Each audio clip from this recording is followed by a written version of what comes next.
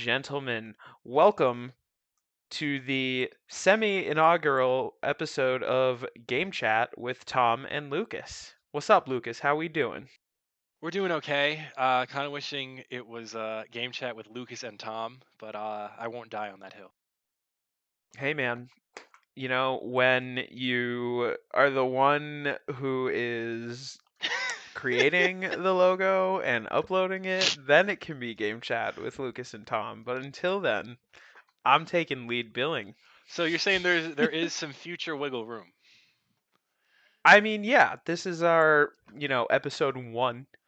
So we got, you know, we'll keep doing this. We'll keep working at it, until we get a format and a style that we really jive with. You know what I'm saying? I do know what you're saying. I'm with you on that. Okay, good, good, good. Well, how you been doing, man? What's been going on? What's been going on? Uh, Not much. It's been pretty low key at the Alvarez household. A lot of uh, Hmm. a lot of the same days and nights. Pretty much just working and gaming when I can. Yeah, you gotta make time for it. It's important, in my opinion, to really get that leisure time in, if you will. Yes, leisure time is an important part of life that needs to be carved out. Facts, facts. Well, ladies and gentlemen, thank you for coming again to view our podcast and listen to it. Today, we're going to be discussing annual release games and that sort of model of gaming and publishing and developing games, kind of all set within the framework of Call of Duty, as that is a game both myself and Lucas tend to really enjoy and play a lot together as well. But we'll get to that a little bit later. But what you been playing, Lucas, lately, other than COD? If anything. Other than COD, I've recently gotten back into NBA 2K12. So Okay. I've been Okay. messing around with that a little bit. I'll probably do a my player season on there coming up, and aside from that, I'm considering doing a fight night round 3 career mode on the the good old PS2. Got to keep that thing, fresh. What is Fight Night Round 3? Is that UFC? Is that That boxing? is What is that? Is that wrestling? boxing. That is Fight Night used to be the Oh. EA boxing staple. So Taking a page out of Jake Paul's book, I see. uh sure, if you want to, call that boxing. Fighting a retired bowler. Uh but Wait, is that real? I mean, I saw that on my feed. I don't know. I haven't paid I attention to also like saw any of that. that stuff, so I'm not actually sure if that is the case. But I mean, I know he fought a basketball player for the Ben first fight, Askren. so I wouldn't be surprised if he continues to fight non-boxing athletes. Well, he knocked out that Olympian guy in literally one shot. So, that was interesting, but I don't know. Either way, that guy just seemed happy he was getting a fat bag at the end of it. A fat check. Um, yeah, but pretty much All right, just well, trying to entertain myself until I'm almost at the point where I was at with the last gen consoles, or if I don't get the PS5 in X amount of time, I might just give up in the short term. So what do you mean by that? Give up? I might just not pursue it if it's getting Okay. too hard to get, because I didn't get my Xbox One until like 3 or 4 years in to the release. So Well, we'll keep searching for you, but all I gotta say is, I mean, I'm getting desperate. I'm while you're playing playing. games from like 2007 right now. It's like I'm really just Well, waiting let for the new me stuff. let me let me float an idea your way. So I am currently playing through the 2016 remake of Ratchet and Clank. on my PS5. That game released on PS4 and recently got that nice smooth 60 frames. Maybe it's a 4K update. I don't actually really think it is, but it definitely got a performance update for PS5 and I've been enjoying it. So, a good way we could make some cool podcast content is maybe you could play the Ratchet and Clank that originally dropped on PS2 back in 2002. We already discussed this, Thomas, and I'm not comfortable playing as a shirtless furry man. Hey man, don't diss the Lombax. Is that is that Don't is that diss what the Lombax. his species is referred to as? Yeah, dude. Oh, so you know nothing about Ratchet and Clank. You said you Hey, played I some other I one. played I have Up Your Arsenal for the PS2, and I got decently far in that as a kid. I remember getting stuck on, I think there was like a train boss fight, and then I was never able to get past that. And then when I had my PS2 phase at Railroad, which is where uh, where I lived, that was the name of the street I lived on senior year of college. I was playing a bunch of PS2 stuff, and that was one of the games. But there was an early like sewer level, and I got lost, and then I just didn't pick that up again either. So not I am aware of it, but haven't played it too much as of Hey recent man, years. it's a franchise that stands the test of time, and The gameplay was fun when I played it two maybe years ago now. maybe you should rethink your position on that. Maybe we can expense that game and get you a PS2 copy. So then maybe we can do an episode where we compare the two. I'll tell you what, I Tom. know. I will buy the copy myself if you purchase it and send a PS5 to me. I think that's fair. I'm looking, dude. I promise. I am looking.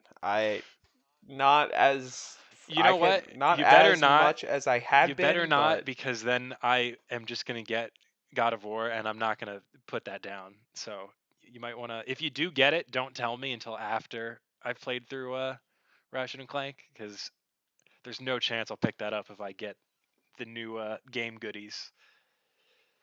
all right, that's fair. That's fair. That's fair. Um, okay, cool. Well, you been playing anything else?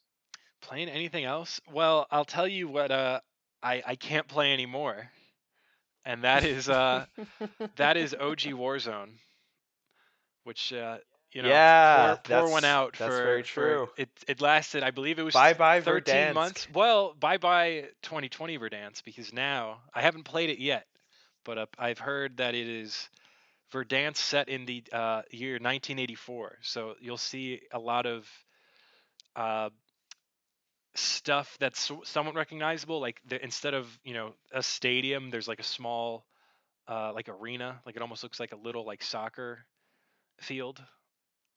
So I think Okay. the Okay, layout cool. is the same. There's just obviously not going to be like skyscrapers and the same level of architecture and whatnot. But then again, I don't actually know. I saw the trailer for it like 2 days ago and then updated today and was poking around, I also saw the but trailer. didn't Yeah, I actually saw play it. that I saw they had the framework of the dam and I thought that was pretty cool. Mhm.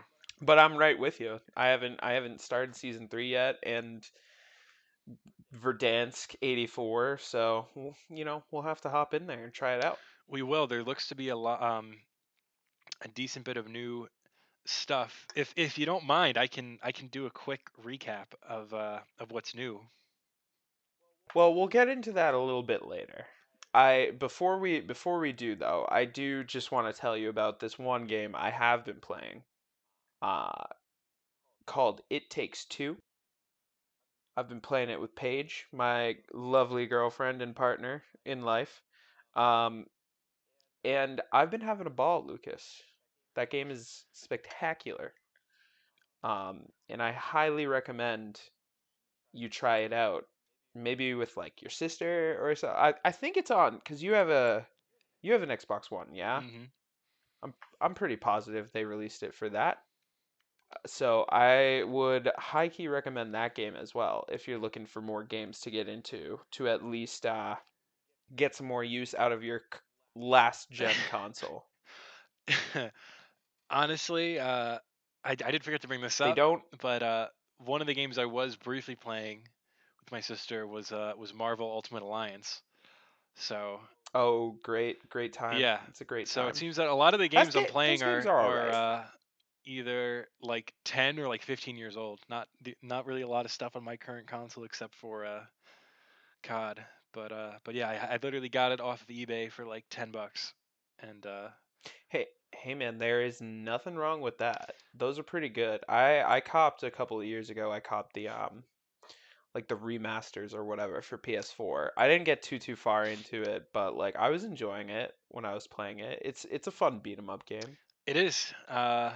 It was pretty good. Although I stupidly I was messing around with some cheats and I didn't realize this was like before I guess cheats are really established. So once you enter something, it permanently saves, even if you like Oh. uninstall the game and whatnot. So it's not the worst thing though. I unlocked all like the costumes for everybody, which you're supposed to quote unquote Hmm. earn.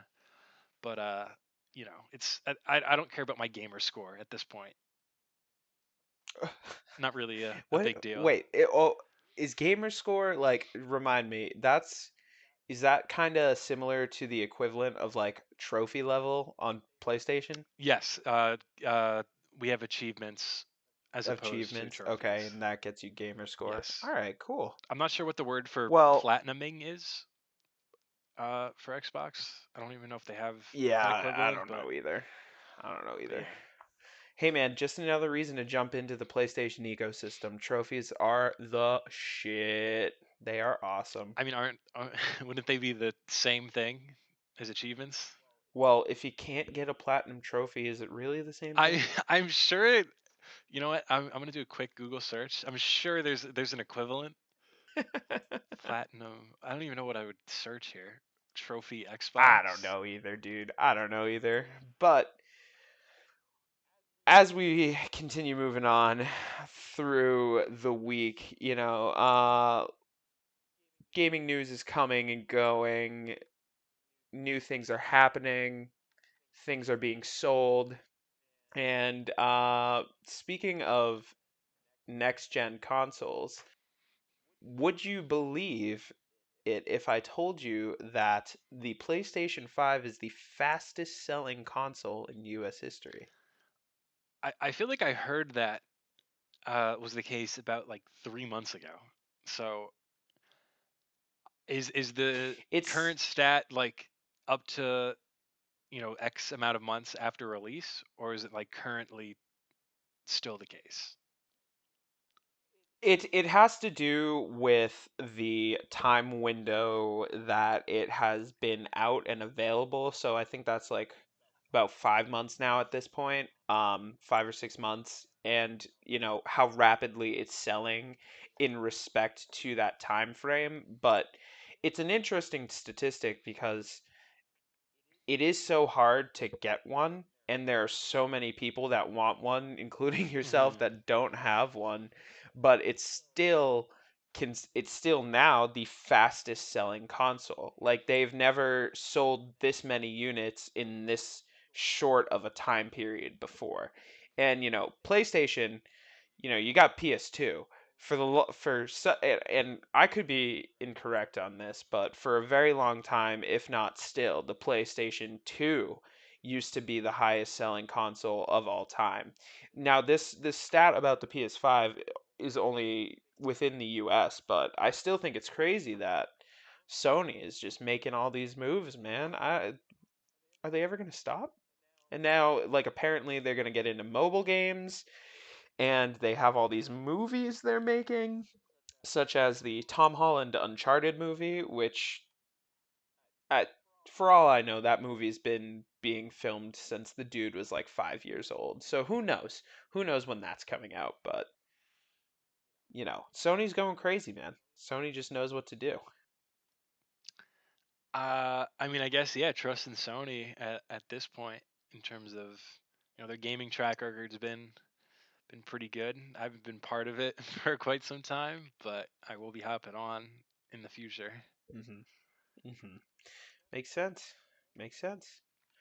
Anything else in the news you've been seeing? There's a couple other things I saw, they're like, you know, couple of things just off the top of my head, I apparently like MLB The Show is on Xbox Game Pass, which I thought is pretty cool. That's also historically a Sony owned property, but now they're bringing it to Xbox and it's being lauded as the best sports sim game potentially of all time.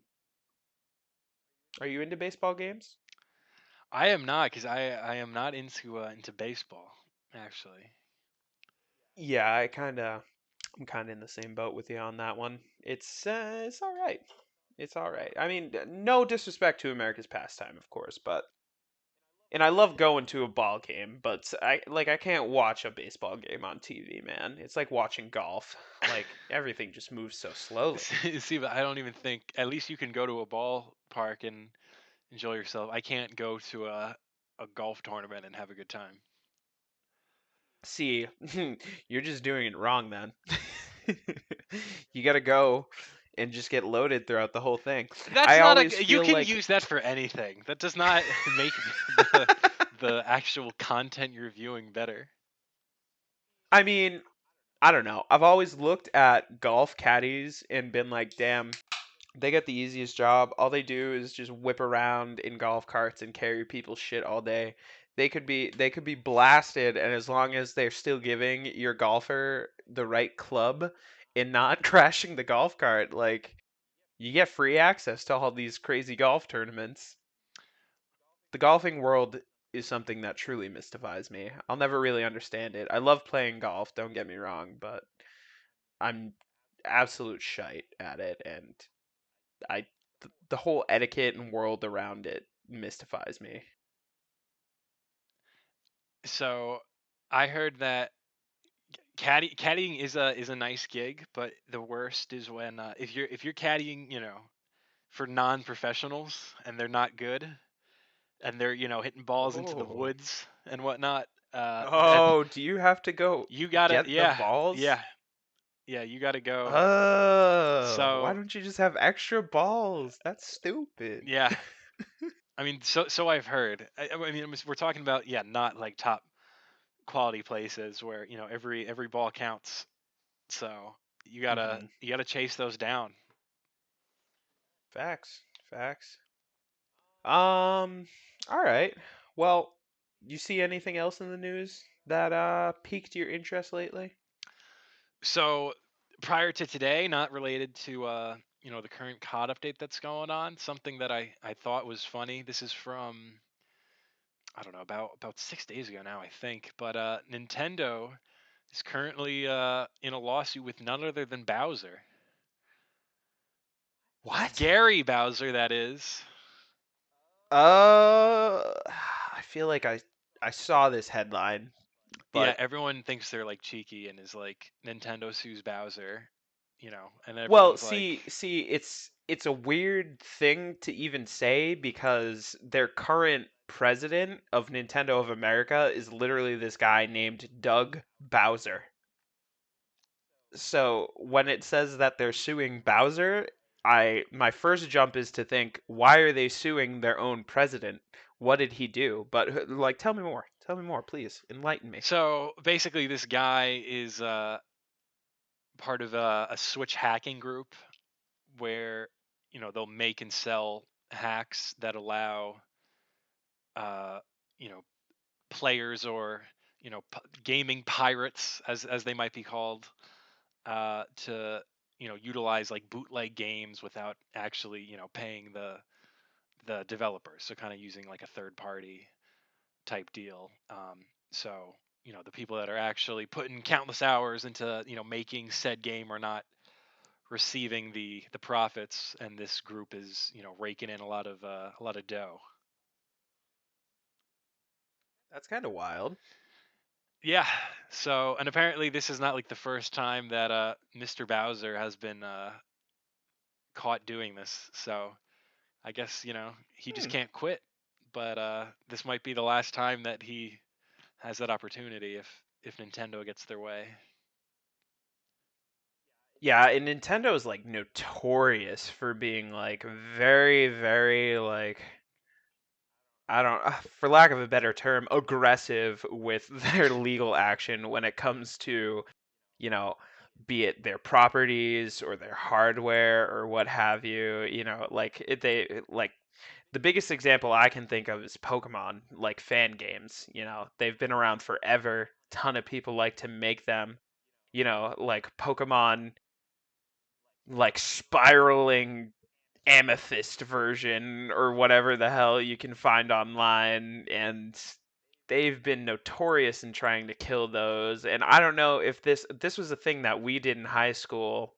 A lot of people, it was a popular craze. A lot of people downloaded like a GBA or a Game Boy emulator on their phone, and everybody like was playing Game Boy games on their phone, i.e., a lot of Pokemon games. And you know, Nintendo found out about all these emulators and they put the ban hammer down. They just like got rid of all of them. So it's interesting to see how like crazy Nintendo will go to protect their own wares, if you will. So Hmm. yeah. All right. Well, you want to get into the meat and potatoes of this here discussion? This COD debate, annual releases. Yeah. Do we want to do the recent update now, or wait till we actually discuss? I guess I could actually pick that up after you discuss the previous COD history, and then I can hit the present Yeah, day. yeah. So essentially, what we're discussing here today, as I mentioned briefly earlier, is kind of the dynamic of annual release games like Call of Duty and if they are, a good or a bad thing. Do they have their place in the gaming world? Do they harm it? Do they make it better? And we're using Call of Duty as a sort of, through line, a commonality that we both have to kind of discuss this like phenomena, if you will. So yeah, sure. Like I'll just dive right in, So essentially, um, we got, if you didn't know, Call of Duty, it's been around forever, right? You know, about in like 2006, they started this crazy rotation. I believe starting with COD 3, and Treyarch developed that game. Hmm. But around 2006 time, so around when PS3 and the 360 were dropping, Call of Duty started to develop this rotation with their two primary developers being Infinity War and Treyarch. And it would essentially be a new Call of Duty game every year.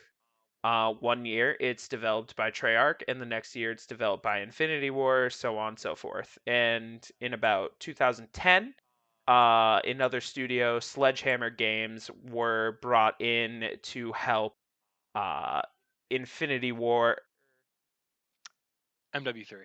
develop Modern Warfare 3. And then after that, in 2014, they gave Sledgehammer essentially, Sledgehammer became their own part of the rotation and they started developing their own games too, which started with Advanced Warfare in 2014.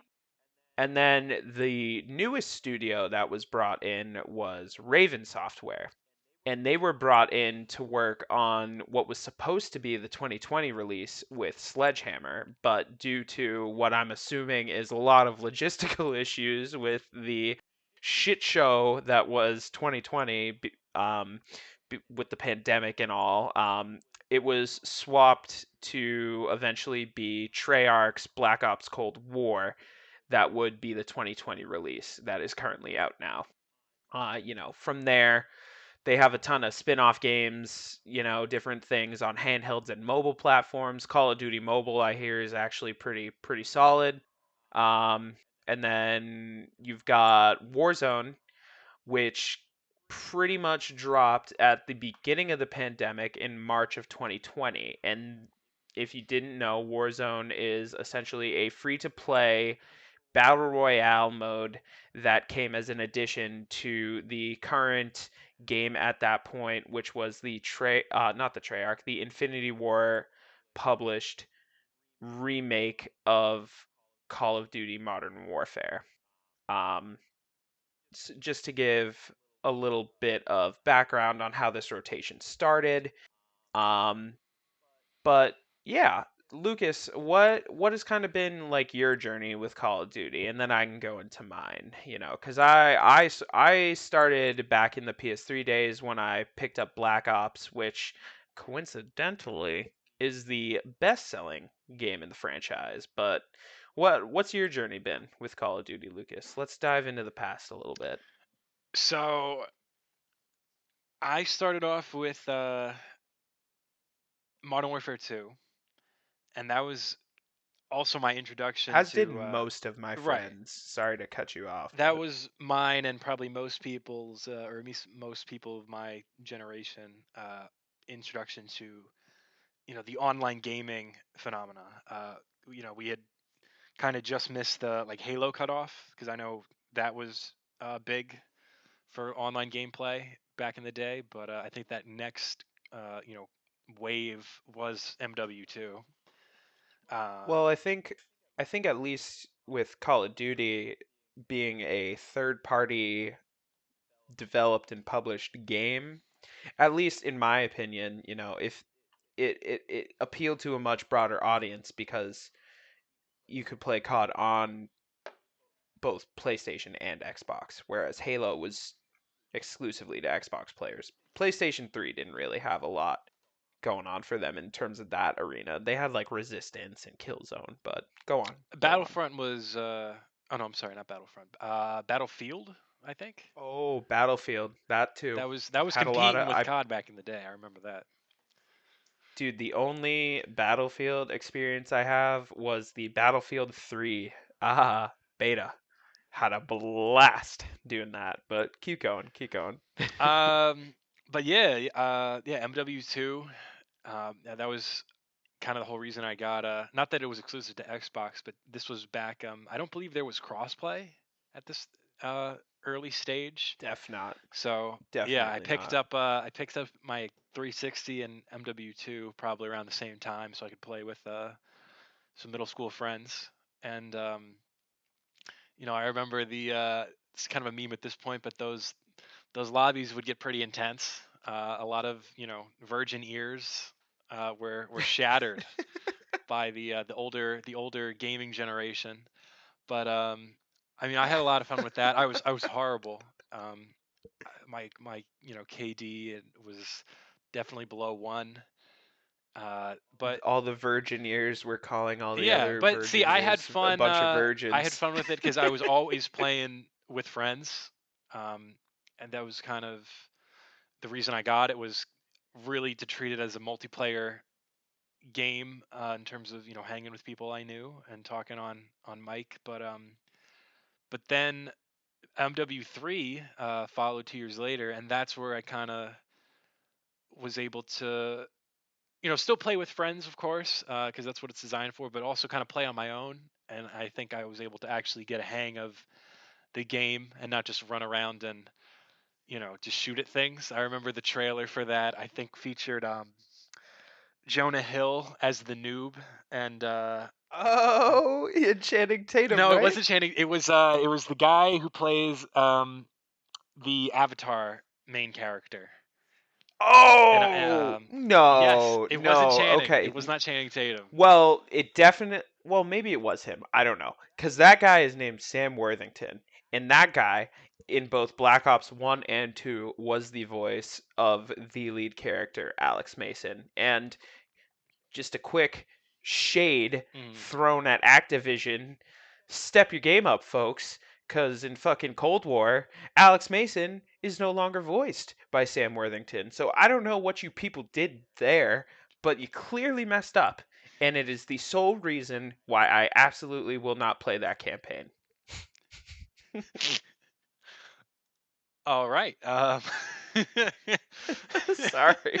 I had to get that out No, there, that is man. fine. That is fine. I will make a note that that is a trigger point going forward. Um, but uh, but yeah, I definitely involved my first person shooting capabilities for that game, where I actually felt like I knew. Was 2 years older. Kind of felt like I knew more what I was doing in that game, and you know, I personally uh, enjoyed that more than MW2. I know that most people will rank the predecessor higher, but I was definitely better in the second one, and so probably a little biased there. But yeah, going forward, the next game I played was COD 4 or the original Modern Warfare, because when I got MW2, Backtracking, I got okay. um, a a bundle, and this was back when a bundle was like a physical. You got two games kind of wrapped together. Um, and of course, I just played the second one because that's what everyone was playing at the time. But then, having really enjoyed the campaign of 2 and 3, I kind of piqued my interest to go back to what started it all. And obviously wasn't playing multiplayer, but it was still active, and that's something I always find interesting for really all of these games. You can get into a lobby, even 10 years later, and there's Oh people yeah. playing. But played the campaign. I mean, you're gonna have like your hacked lobbies where everybody's flying, but Yes, I those think the really lobbies were good actually ones. hacked more often than not. Oh, But of I was course, playing of for the course. the campaign, and playing Captain Price's story. Played all Gillied Up, which I remember people talking about, but not really getting what the hype was Super about. But dope. it was really cool. Super dope. And then yeah, after that, I don't know if um, Did you kind of fall off at that point? I didn't purchase another COD game after that, just because people I knew weren't really playing, or were playing something else, or whatever it was. I did dabble with Black Ops 2 briefly, but I don't know if it was just because I was so used to like the modern warfare type warfare that like all the futuristic stuff was throwing me off for like Mhm. the multiplayer. Mhm. And I never like tried the campaign or anything. But one thing I did really enjoy was Transit Zombies. So that was my Oh, first yeah. zombies experience, which, as people have told me recently, Transit wasn't even like a real zombies mode, in terms of like how zombies is supposed to I go. But mean, that was all it was I different. had. It Right, was different different. from like I guess what zombies is normally thought as. But that was Absolutely. kind of what I started with, and I did play that a decent bit with some people, because I thought Mhm. that was like the first zombies type game I played, and I thought it was really cool. But yeah, Oh that yeah. was really it. Then there was like a Well, 8 year gap of no yeah, I COD. think we all had that gap. Yeah. They had a lot of releases that were kind of just trash. Like, I don't, to pivot a little. I'd say I've had a similar history as you. Which I imagine a lot of people who will listen to this podcast can relate to. I got in. I I missed the boat on MW2. Right? That's Mhm. where I was in middle school. That's pretty much where all my friends got the jumping in point. But I missed that boat because I just didn't. I was like primarily a Nintendo kid up to that point. Like I had a Wii, I had a Game Boy. I would play old games on my N64. Like I had a PS1 and a PS2. The only thing I've really never had is an Xbox, but you know, I I was super into Nintendo for the longest time, and then when I got a PS3, that really opened me up to online gaming with friends, and with that was the original Black Ops. And what I found to be the most fun and engaging part of that game was the zombies mode. You know, Admittedly, it was because I was trash at multiplayer, and some of our friends will still tell me I'm trash at multiplayer, but I don't think so. I don't think so. But either way, I feel you with the zombies, because that, like, for me, that was what really kept me invested and involved, which is why it seems like you were a lot more favorable towards not the Treyarch, the Infinity War releases, where I was kind of the opposite side of that. Mhm. Like, I pretty much I got Black Ops, MW3, Black Ops 2. I think Ghosts came after that, but Ghosts I had and hated. Ghosts is a terrible game, and I got it as a birthday gift, and it was so bad.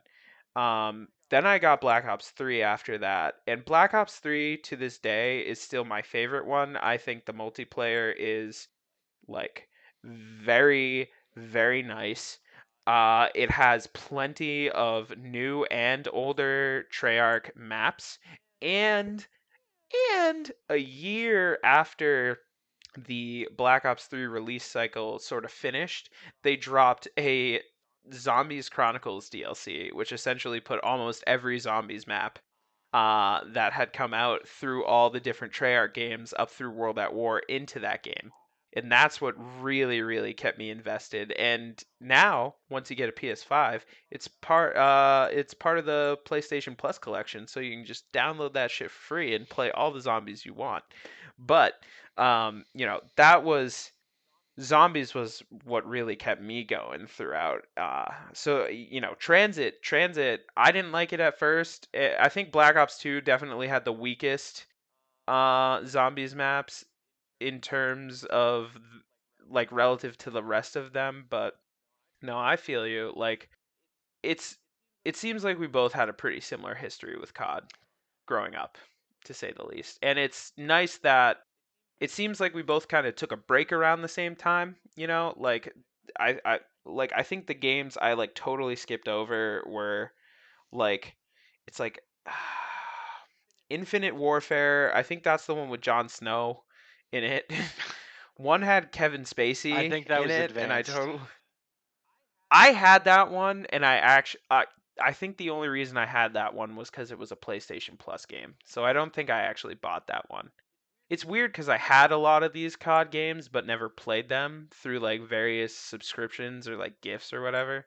I remember I got Infinite Warfare as a Christmas gift, never opened it, sold it on Reddit to someone to help pay for multiple Kingdom Hearts games. And when I sold the dude the copy of the game, I shipped it to him, In this, Lucas, my aunt bought it for me for a Christmas gift. I had not fucking opened the thing. It was still wrapped in the cellophane. And when I sent it to this person, he messages me on Reddit and he's like, "Yo, dude, I want my money back. There's no disc in here." And I'm like, "Excuse me?" And he's like, "Yeah, dude, there's no disc in the case." And I'm like, "Well, I never opened that case. I'm not going to pay you back for this one cuz I don't I feel like I'm not at fault here." But anyway, Wait a that's minute. kind of Wait been a minute. You didn't r- you didn't I pay that man no, back? I didn't pay the guy. No, it's not my fault that GameStop or Activision or whoever shipped this case out to me didn't decided not to put a disc in it. Maybe he was lying to me. I had no way to prove it. Oh jeez. Oh, come on. You wouldn't do the same thing if you never opened this thing? I mean, Maybe I'm a I scumbag. I guess we'll have to let our audience decide. Yeah, guys, let us know. Let us know. Am I a scumbag or did I make the right I don't move know in my if it's the right transaction? move or if it would just be like acceptable. Okay, that's fair. That's But fair. I'd say it was certainly acceptable. but But, now that we've kind of like gone through our collective history with it, I'm personally very glad that call it both the quality of the games they've been putting out and the like willingness of our core friend group to jump back in, also with the technological innovation of crossplay, which by the way, every fucking multiplayer game that comes out nowadays should have full crossplay enabled. It's ridiculous if you don't, because the capability is there. You would sell so much more if every multiplayer game had crossplay. um but me and Lucas sort of jumped back in with a lot of our friends when Warzone came out, and now Cold War's out, and a lot of us go kind of back and forth between those two games. pretty much, yeah. I definitely think I can't speak for Modern Warfare itself because I never got it. I just got Warzone for free, so I'm not sure how well received that one Yeah, I was. feel you. But I mean, I definitely liked A the. lot of people really liked it. Okay. A lot of people really liked it. I'm kind of in the same boat where I it was a bad purchase. I ended up buying it and then cuz people told me they were going to play multiplayer with me and then nobody ever did. We just kept playing Yeah. Warzone. So, Um, Warzone. Yeah, Warzone was very fun. That was like the only thing I played the entire COVID summer. Uh, oh, dead ass, dude. Dead ass. Same. Honestly. yeah.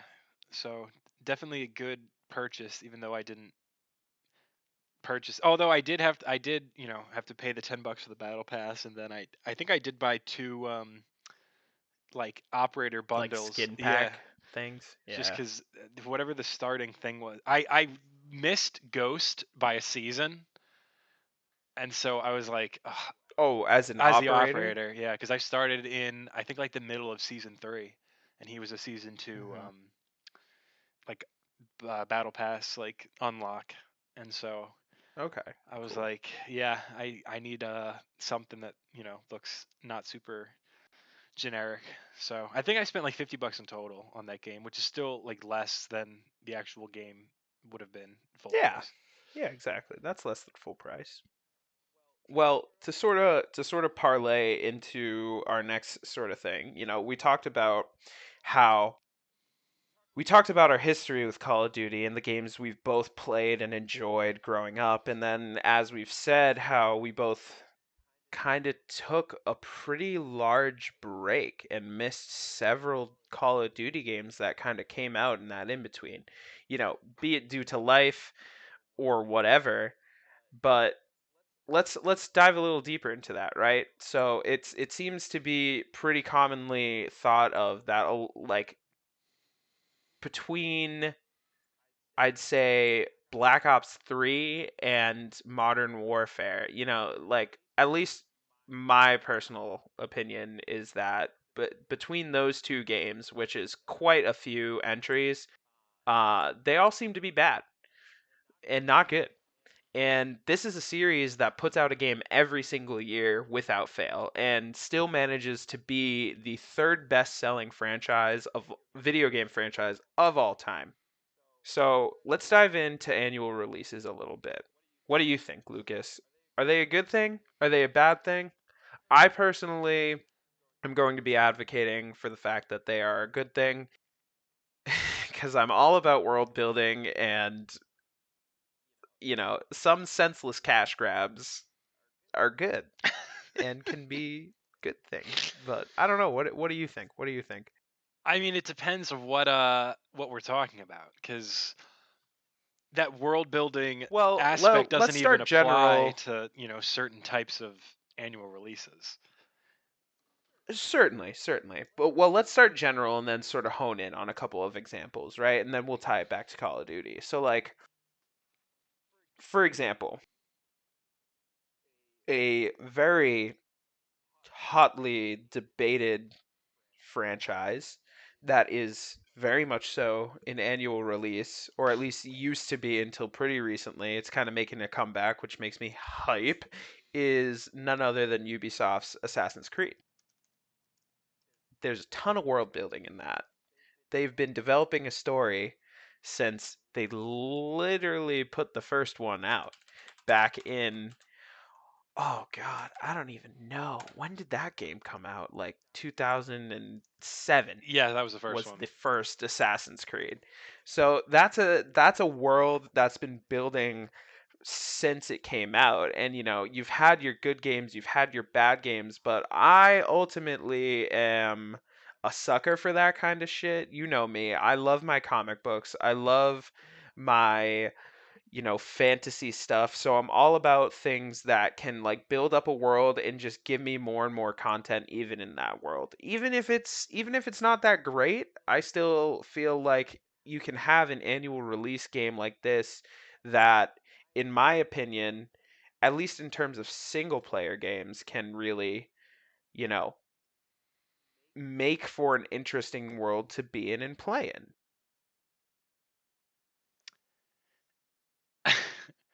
um, that you want to continue with that, or? No, no, no, no. Like, what do you I think? mean, Like, specifically of Assassin's Creed. well, just generally, like more going off of the world building Or stuff. okay, You so we're know, like talking games annual similar releases. to Yeah.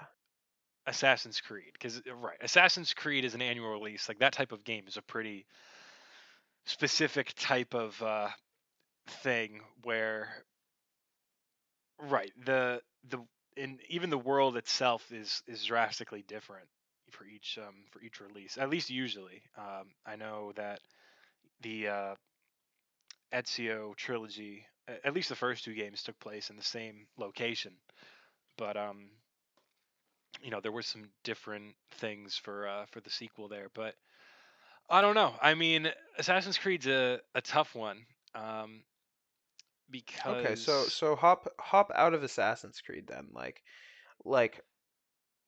feel free to bring it back to COD because that's kind of the overarching theme we're going with. But like, do you think that generally this annual release model is like sustainable?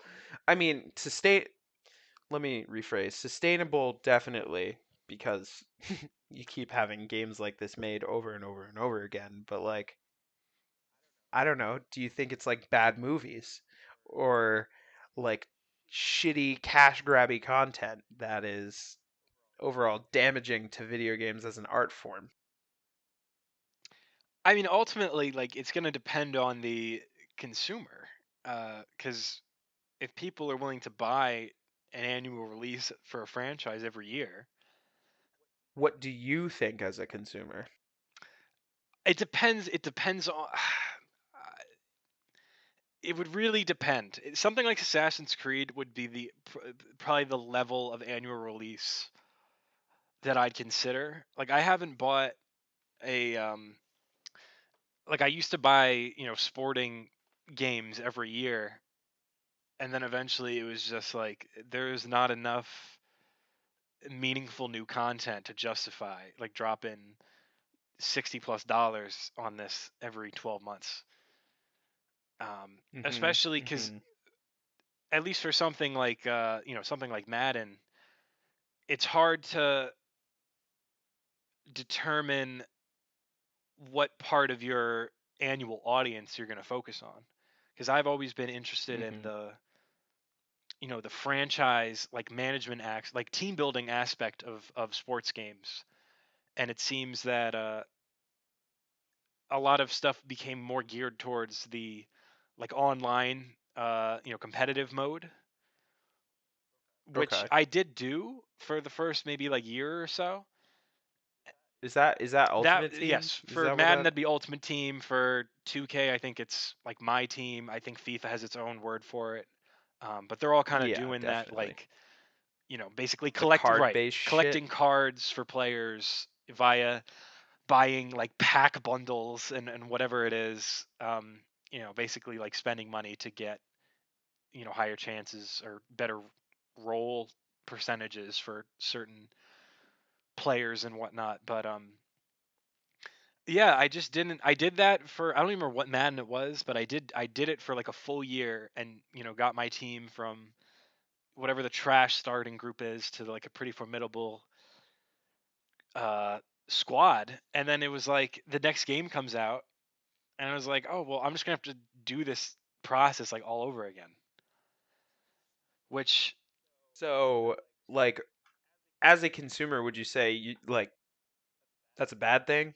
I think It's for like what the fuck, Ultimate Team, guy? because it's just the same, and I guess someone could say the same thing about like franchise mode, where it's like, oh, like if you start one team on one game and then like the next year you start over with another team, like isn't it the same thing? And like there's some merit to that, but um there's no like I mean maybe it's just the fact that there's no like virtual transaction like aspect where everything like for me to have success in that mode is like got to be earned. Like I have to put the work in to actually build the team like myself. Like there's no outside assistance. Whereas like I could just drop Mhm. like $50 on like a couple of packs and then have a leg up on people at the start at least And then for boom, yeah. those type of games. And I don't know. So That's that fair. just didn't appeal to me after like the first or second time I did it, and then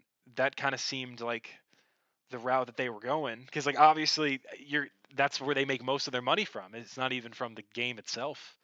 So I can see why they would want to put work into that. But I remember for the like the Madden that most recently came out, there was like a boycott EA for like a couple months on the Twitter sphere because they had Oh, kept. dude. Well, with the sports games, it's like horrendous. Like FIFA, they literally fucking like there was like two or three FIFA games in a row which were basically just Mhm. reskins. Like they put little to zero effort into making a new game Right, it's pretty to come much just out like a every roster year. update with a little, a couple different visuals.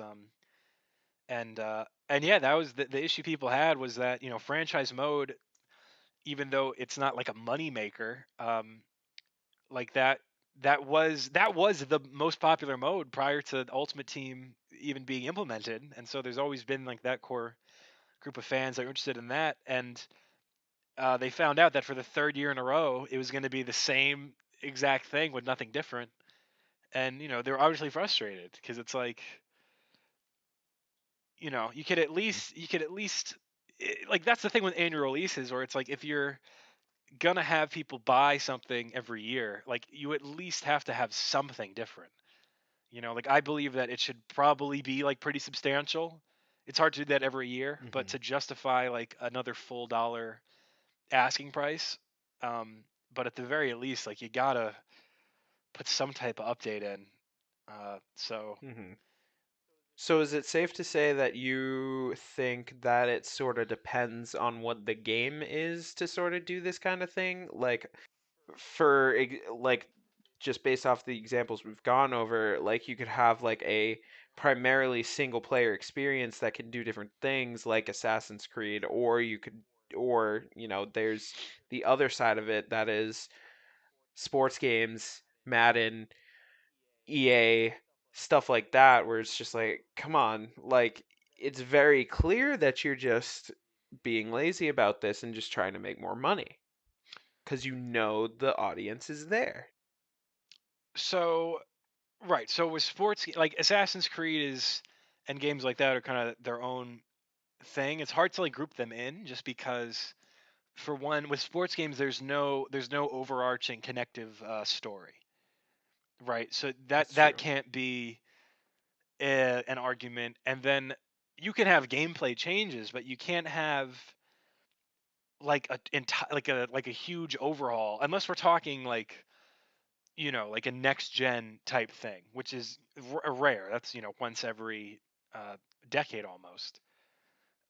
Yeah. So on a year to year basis, that's not like reliable. But like something like Assassin's Creed, the jump between 3 and 4 was huge because you're going from uh, you know a, really an assassin's game.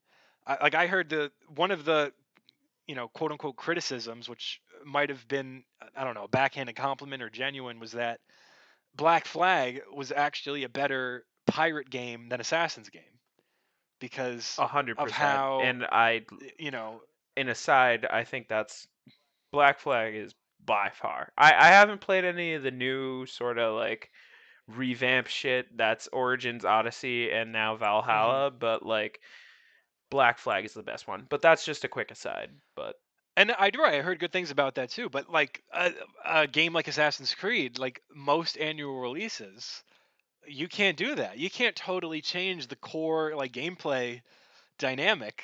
Um, and kind of turn it on its head like that. And so for something like that, for games that literally came out a year apart that were so different, like I think you can fully, even if the game wasn't good for whatever reason, I think you can still at least justify the $60 price tag again, because it's like, all right, well now we're okay. we're sailing. We're not doing the parkour is still there, but the way you're getting around is you're. I was about to say flying a boat, but you are sailing the across the sea, and that's something they did introduce kind of towards the I think like third act slash epilogue of Assassin's Creed 3. AC3. But oddly enough, see, I actually didn't get Black Flag because and sorry, spoiler, but this game is 7 or 8 years old at this point. They Yeah. they killed off Desmond in the third one, and I was like, what the hell has the last like 5 years been up for? And so I just didn't continue because I was like, that was kind of the Well, th- I don't know, man. I think that's part of the I think that's part like that's a symptom of this annual release schedule. It's like you can only go so far with one thing before you're like, okay, like we got to do something new. Like we can't keep going see, with but this the thing. whole new And thing I thought was supposed to be like the ancestor and like setting and world building like that it takes place in. Like if I mean I don't know how they did the Animus stuff without like Desmond. Um, and I guess my 14-year-old brain was like, oh, I guess they're not gonna be able to do this anymore now that Desmond is dead because he was like the whole like reason this was possible in the first place. But but I don't know. I feel like they didn't really do much for his story. Like I thought they would kind of build that up into something since we were doing all his like ancestors and whatnot. But I mean, I guess I kind of regret getting not getting Black Flag. I don't think I would continued it after that portion. Because I know there was that whole middle section of games, and I'm not sure like what the public reception was to that. I know they weren't as good as like the they were not good. originals. It was pretty much after Black Flag it went Hmm. downhill. And there was only two games.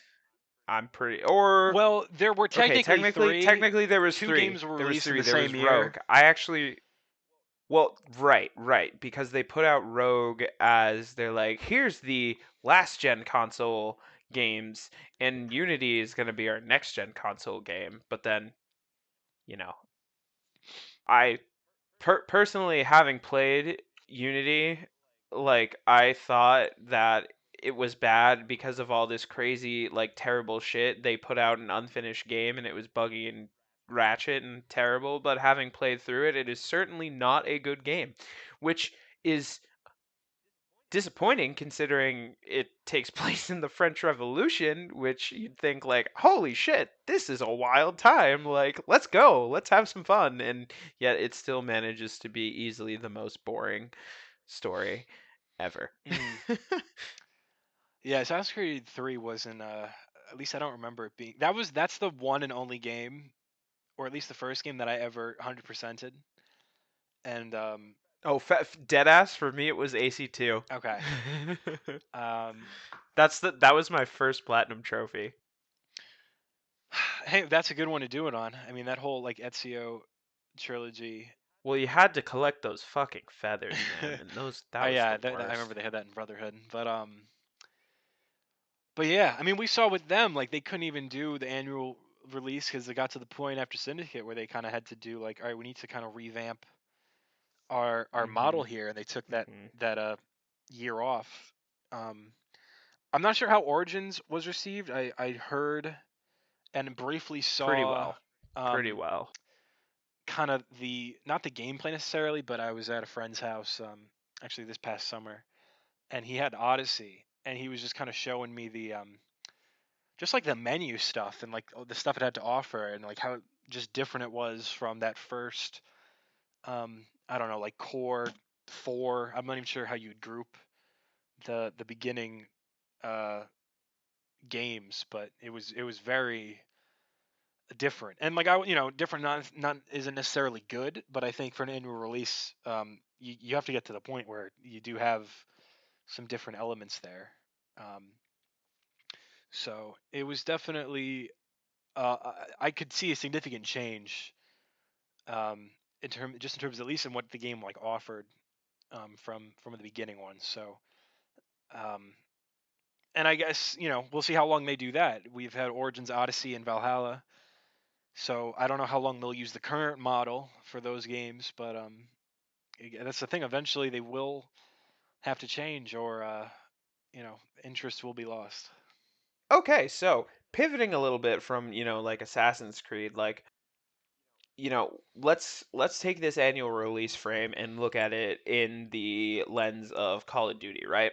Because COD is sort of like it's like a little bit of an in between sort of the two examples we were talking about with like sports games being, non-connective really in any way, and something like Assassin's Creed that's doing world building and creating a narrative and is a single player game. COD sort of blends those two worlds in that it's a massive multiplayer game, but also they have narrative threads with their release schedule, campaigns, zombies, things like that. Like, what do you think about this kind of release schedule? Like, taking into account too how we were talking about earlier, there was so many like releases put out by Activision and Call of Duty that just seem to be pretty trash, at least in our opinions anyway. I mean, I guess I don't know, because the goal of annual releases, I don't think lines up with the developers and consumers. Um, because What do you mean by like that? outside of something like Assassin's Creed, where even if the mechanics are largely the same, you're guaranteed to have a new story, new world building slash a new world to explore, right? And so that you can kind of Hmm. justify most of the new like asking price with something like that. Whereas with something like COD, like if you're only interested in, I don't know, like maybe you got into it d- really into Black Ops or something like that, and you're just kind of interested in that side of it, like then maybe you can play a game for 2 or 3 years before getting a new version, because they had original Black Ops come out 2010, the I mean, sequel. that's true, but couldn't you say the same thing with sports Oh, games? 100%. Well, that's why I would kind of tie like sports games are kind of, and Assassin's Creed type games are on the far ends of the spectrum, whereas COD is kind of in the middle, because at least you're getting, Hmm. if you are interested in the story, which like I was for the Modern Warfare trilogy, um, like you're getting that guaranteed. Um, the gameplay, depending on what it is, might not be super different. Like if you're really interested in zombies, for example, like you're gonna be tied kind of to the hip for Black Ops, and then in that case, like they only have released a Black Ops game about every 2.5 years from the first one. So Okay, that's a fair point. you might That's a you might fair point. just be doing that, and like I didn't even know they had a Black Ops 4. I hadn't heard of it until like preparing for the podcast. But like if someone was a diehard I totally fucking forgot Zombies about that stan, game. like I own it they too. probably, and it sold like really well, compare at least Did it really? comparatively. So like it beat out Infinite Warfare and like World War II. That was a weird one. I don't know why they were like, we're gonna go back to like the first COD. Um, but I mean, I can appreciate that. but That's their roots, hmm you know? but I think they are I think that's dead ass what they're doing with the next one too. But that's just kind of they're going speculation back at to this World War point. II. Yeah, but I think it's some alt history type shit. I may have also seen a headline saying that was debunked. Hmm. It's not necessarily I don't think it was set in World War II. I think it's set in like the 60s. Hmm. But it's like, oh, World War II never ended. It kept going another 20 years type deal, but that could have been The debunked by now. I'm not too the sure. the Germans invaded Russia during the summer instead of the winter. So yeah. Dude, I can't Yeah. like Hitler was a smart guy, but that was such a dumb. Oh, you might get yourself canceled for what you Hey, just said, hey, Lucas. listen, in order to go from being rejected from art school to the leader of like the Third Reich, you got to have some intelligence. Or at least you have to you got to be a It's driven just in. type of person. But This just in, Lucas is a Hitler I, sympathizer. you know what? I sympathize that he should have not been rejected from his art school. I think the world would have been a better place. So You know what? I can't disagree yeah, with you there. If whoever Hitler turned was down his just like a application famous or like painter, spat on his artwork, uh, they're the real yeah, enemy. They're honestly, the real honestly. enemy. But yeah, doing pulling a Napoleon, not too smart. But we're just assuming. We're going off assumptions here that the game will be World War II continued. No, But yeah, exactly. like I don't know, going back to like that's the thing. If you just like COD, like you're gonna get every single game. Like I have found that I am.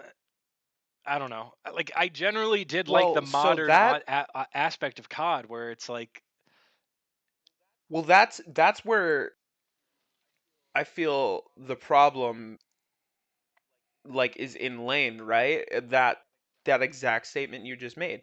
If you like COD, you're just gonna buy the next COD no matter what.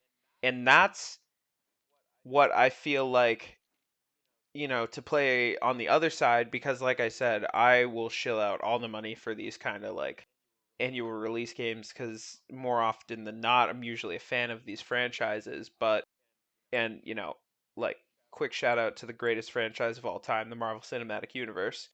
But, that is not a you know, gaming franchise, Thomas. it's a franchise So and the oh best my god, there's a franchise. bunch of franchises. Yeah, but that's the best one.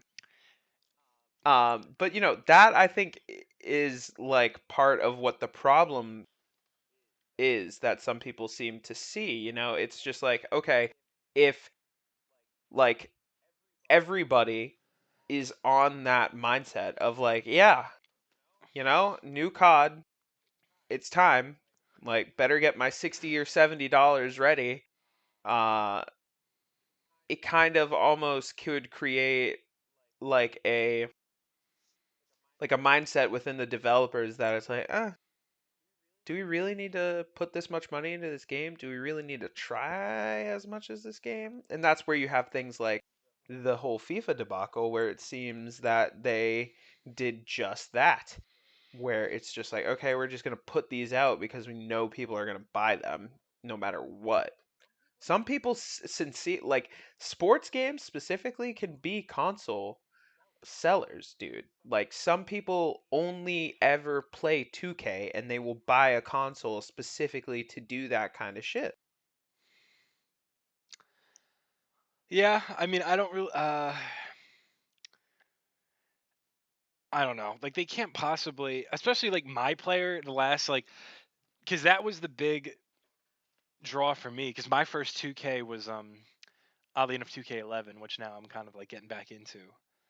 Um, but like the whole that was like a year after like my player kind of blew up, and they've tried like because they release it every year, they have to like try to come up with like a new story, and like every year it just ends up being like super corny and like just not like too like cinematic. Like it's like just weird. They had like Bad. Spike Lee like direct one of them, and then it's like, Yo, why is this don't Spike don't Lee don't movie in disrespect my Spike like Lee, dude. 2K like rookie season? Uh, but yeah, like you gotta. It kind of forces you to do some crazy things to justify, like, hey, like this is new, like you should get it. But Mhm. I Mhm. don't know, like, yeah, unless you have just someone who's a fan of said franchise, like, and they're gonna get every single one no matter what, like, you almost have to, with something like COD, they almost have to try to appease everybody at some point, like just to attract the biggest audience. So, you have to have your modern warfares, you have to have your futuristic warfares, you have to have your World War II, uh, timeline, like, and then whoever's interested in that, like, hopefully, like, you'll have your people who just like first person shooters plus whatever category you're trying to hit. So like I was interested, like I liked the modern aspect, like the current type of technology that was employed, and then like the Black Ops stuff kind of threw me off because I was like, oh well, why is COD getting all like sci-fi? Like this is kind of weird. Like for like a multiplayer like aspect to this game. So like that kind of threw me off. Whereas like I know some people like liked Black Ops the most, and like that's their they were really looking forward to Cold War. So That would be me. right. So again, but that's they had kind of have to hit. Like I understand why the their games are so different because they kind of have to try because once they got to like Modern Warfare 2, it's like they were so big that it's like okay, we have to grab like more of a market. Like what do we do? All right, we're gonna do Black Ops and like totally switch this up. And of course Black Yeah, Ops ends you up have being the to. highest selling COD game. You know, At the end of the day, you have to innovate if you really want right. to And sometimes that roll doesn't with work this out, release model. like with Infinite Warfare, which literally had less copies than the original Modern Warfare game.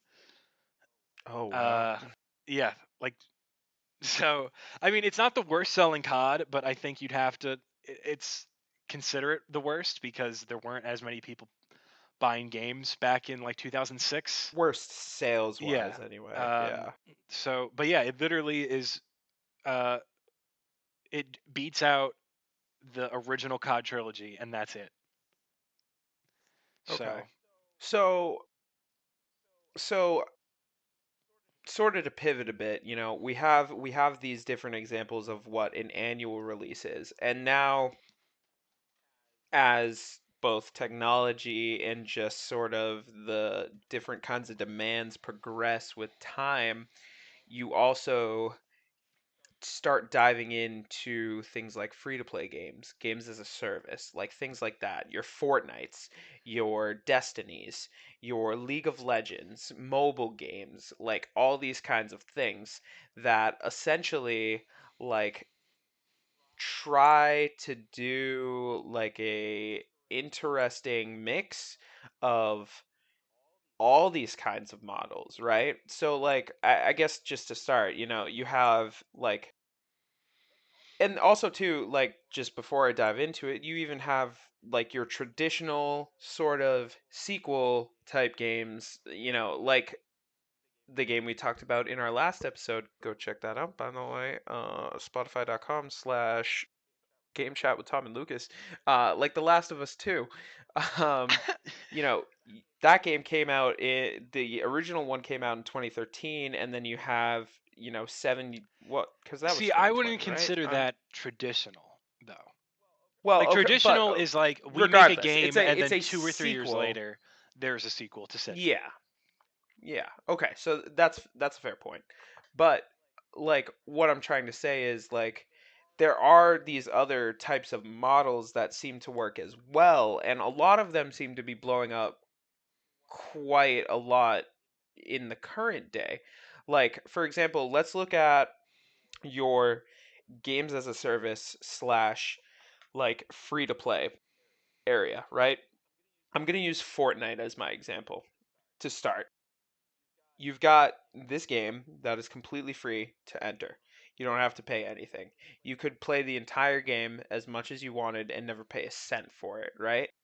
But, Fortnite does a little bit of both, and I think Fortnite is probably your best example of this type of game where it is a free entry, no barrier to get into, that then continually updates itself, has events, has different things, changes up the map, adds new cosmetics or battle passes, things like that, that will sort of, you know, entice the player to keep coming back. It's like, oh, let me play for 2 months and then I'll get bored. But then after I get bored, a month and a half down the line, it's like, oh, they're going to completely change the map and they're going to put like a PvE element into the game as well. Things like that.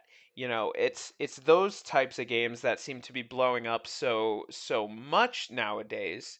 Like I I guess my question to you is, where do you think their place in games is comparatively to something like an annual release like COD?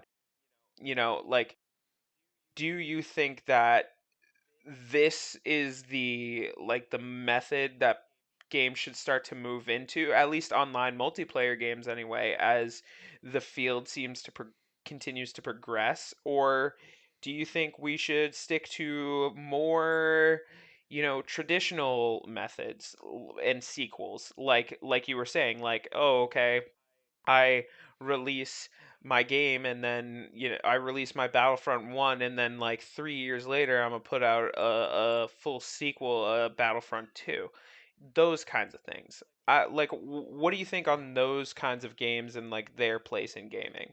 Cuz you like I'm going to keep going back to Fortnite, but that is Fortnite's almost as big as of a phenomenon as like Minecraft was. You have and like I think the technology that we have nowadays, specifically crossplay, lends itself to that model quite a lot because it does just it's like it you don't have a PC, you don't have a gaming console.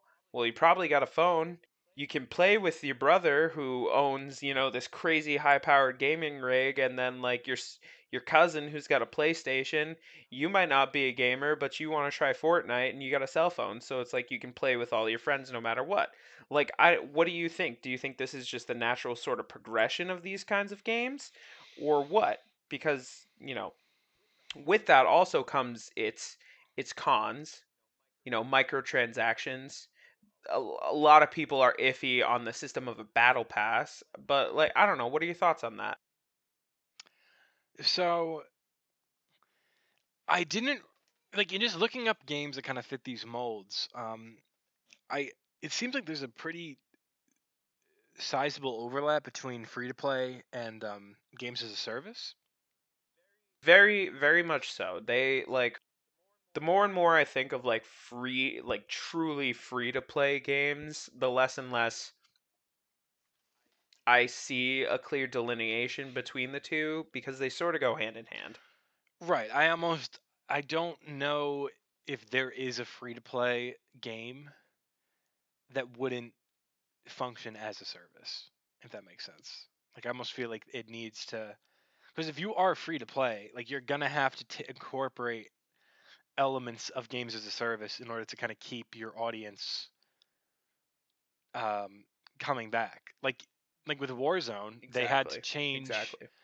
And again, I picked it up season 3, so I'm not sure what the first season, 2 seasons were like, or if season 3 was different at all. But just some things that I remember changing up till they incorporated Cold War.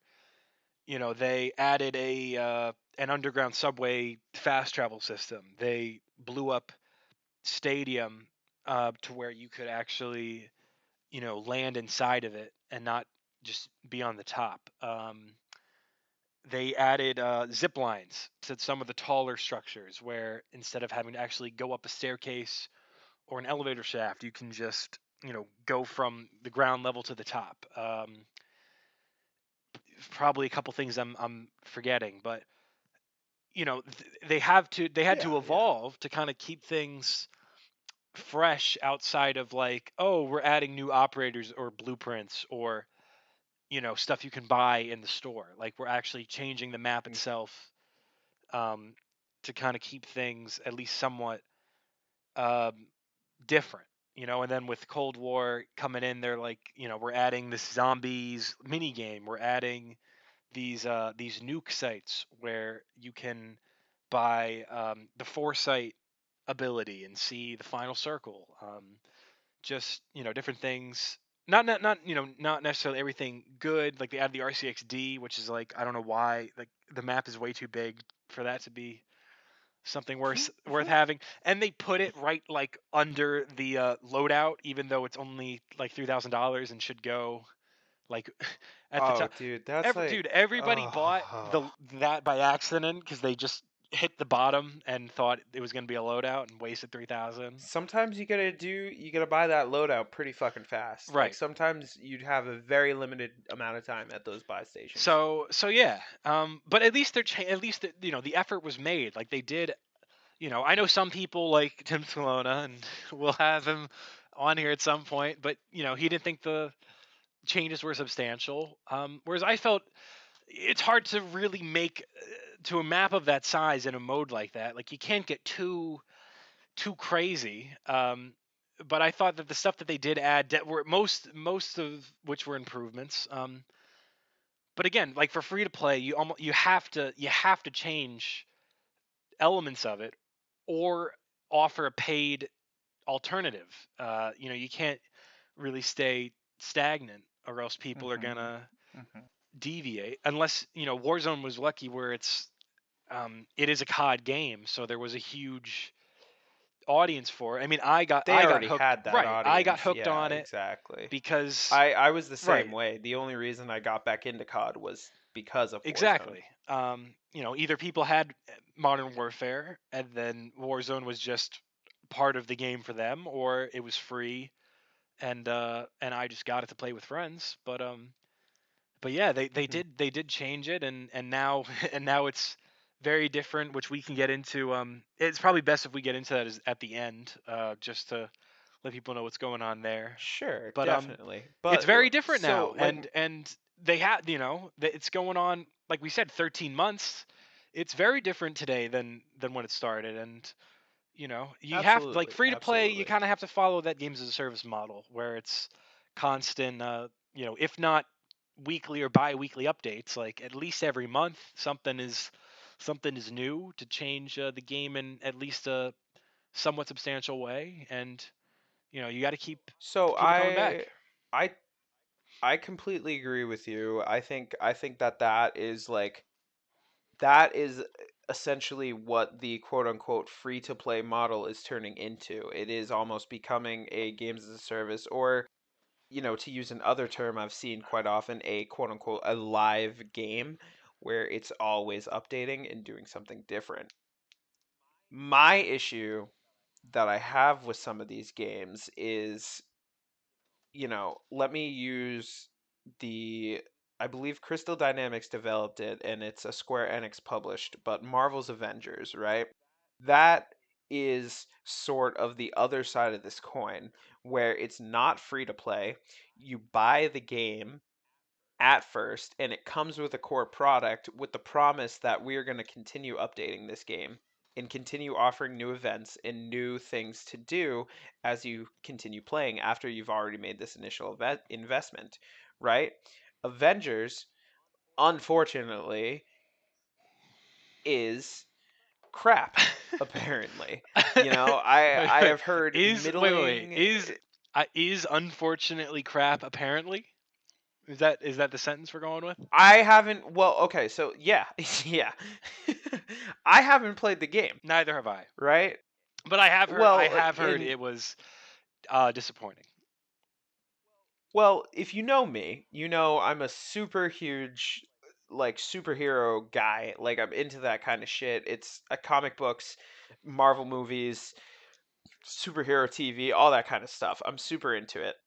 So, when I saw that they were making like an Avengers game coming out of Marvel Studios, who made my favorite game of all time and now game series, the Spider-Man games and Spider-Man Miles Morales, those two games kick ass.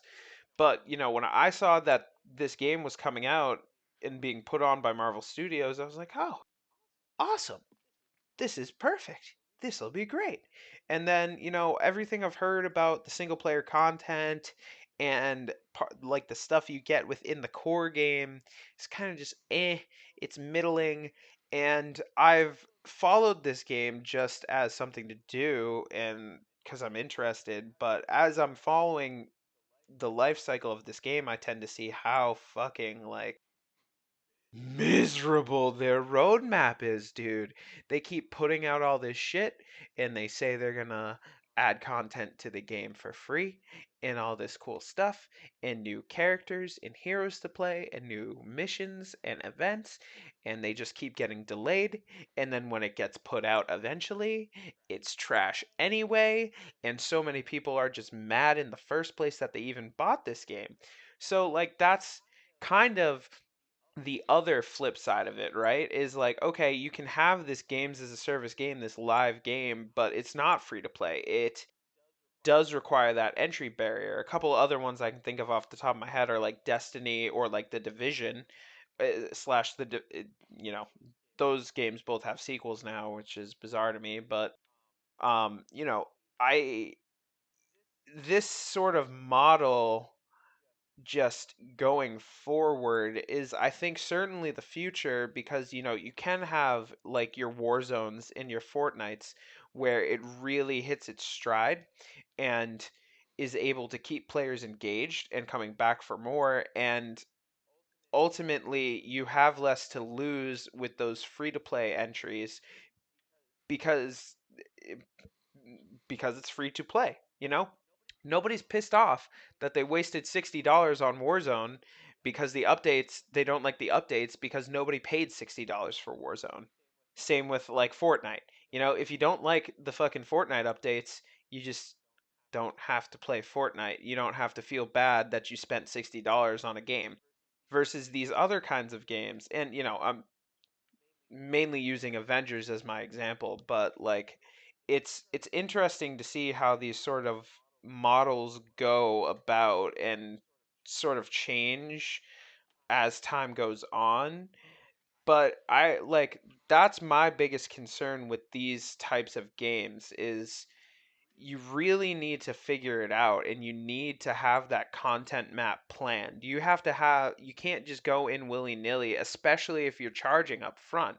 You have to put the consumer first. You have to think like, yo, 60 to $70 is a very steep price to invest in something like a video game to an average person, and if you're promising something and not delivering on it, like it can ultimately, in my opinion, become harmful to games in general. You know, if some like especially as people have less and less time to game as time goes on and people grow older and responsibilities pile up, it's you know, it can severely eliminate your audience if you're promising all this awesome stuff that will come and then your product that you put out is kind of just and people are pissed off they paid $60 for it, you know? So like I don't know.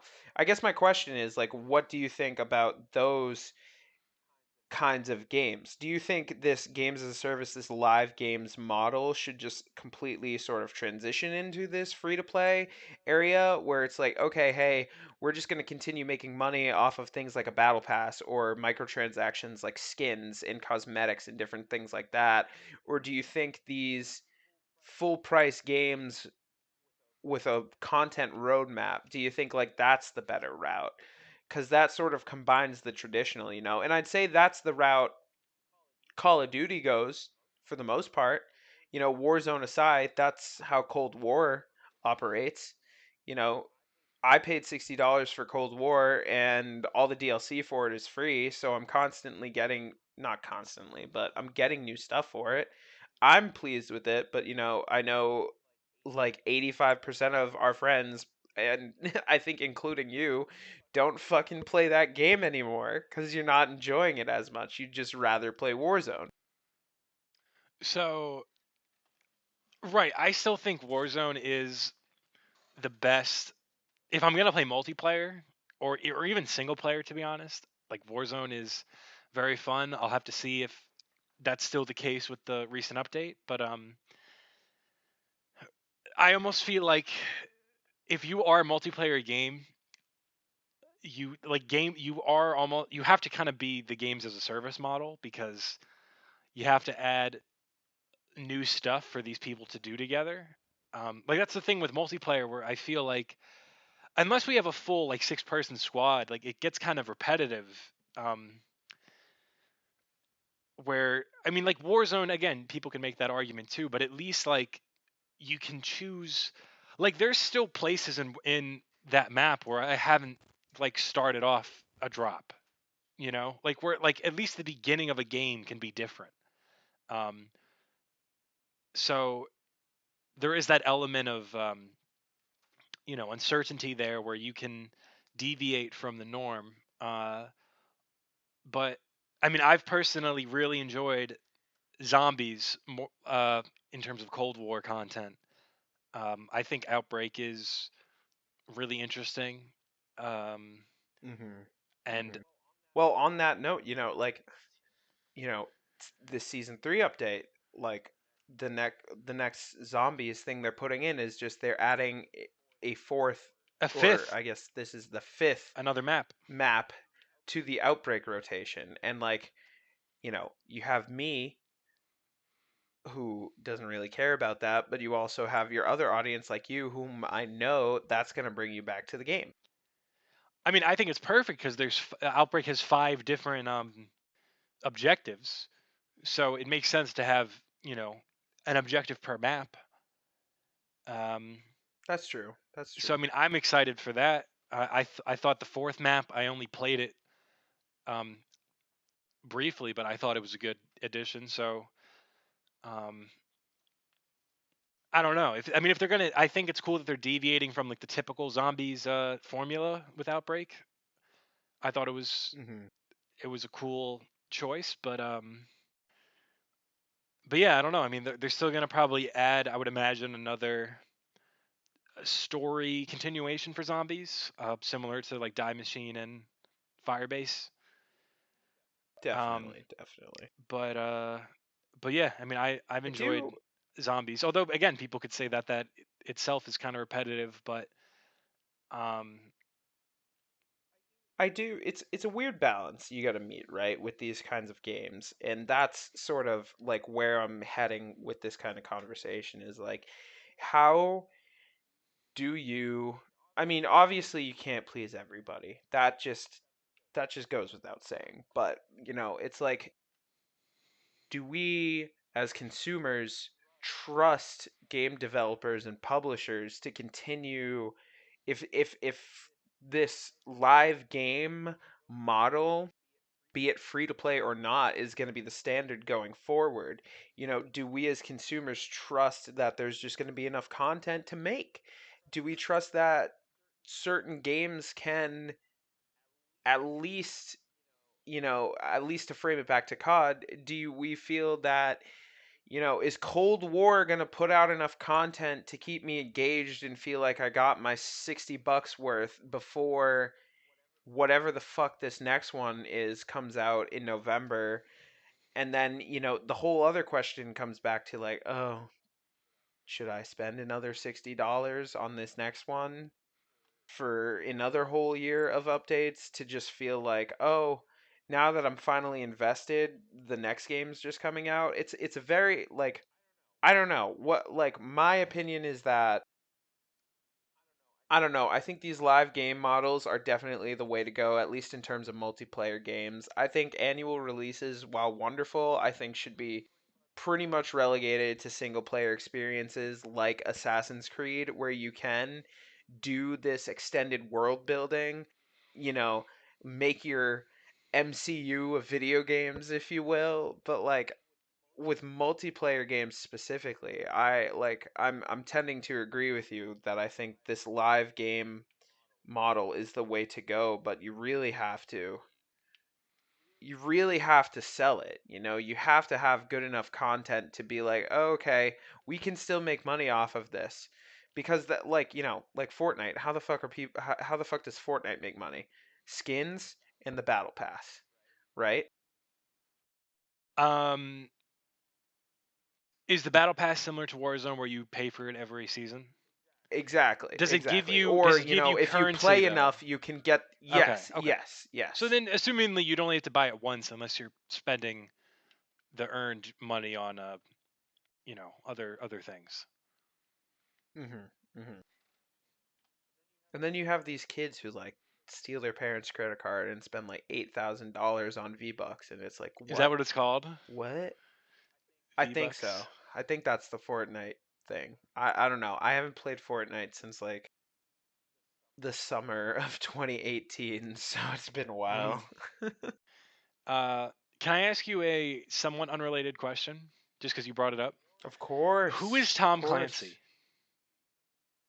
Tom Clancy is a You why? brought up Are you I looking don't at I don't know. Ghost You brought up Recon some or game that I know his name is in the title, and I've seen that before, but I don't know if that guy's like a developer or like I don't know why his name is like in the title of so many games. Like it's like Tom? Tom Clancy's. Oh, you brought up the Division, and I know he's like in that. Oh, oh.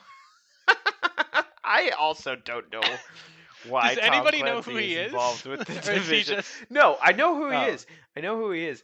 I, okay, I have a summarization. I think of who he is. I think he was. I don't even think he's still alive. I think he died like 6 years ago or some shit. Like, I'm pretty sure he's an author who is like very renowned for making these like spy books and all these action mhm. novels. Like, do you know what like Jack Reacher is? Yes. I'm pretty sure Jack Reacher is a Tom Clancy Okay. creation. I could be so wrong on that, but I like yeah, I have no fucking idea why they keep using his name on all these games. Like Rainbow Six Siege, Right. all the Rainbow Six games, I like the Division. Is the Division a Yes. Tom Yes, it Clancy is. game? Oh my god. I don't know, dude. I just don't know. We should have a Tom Clancy episode. Get to the bottom of this. I think you're right. I think you're right. We should just examine a ton of Tom Clancy games. But you got to upgrade your hardware if you want to play those games, dude. Is that true? Is it all? No, actually, you have an Xbox One, so like, dude, your Xbox One is like current hardware. It will keep you lasting for at least another like 2 3 like they're going to be putting games out for PS4 and Xbox One for at least the next 3 years. Easy. They might not have all the shiny bells and whistles that a PS5 game does, Mhm. but you can manage. You can play the Right. titles.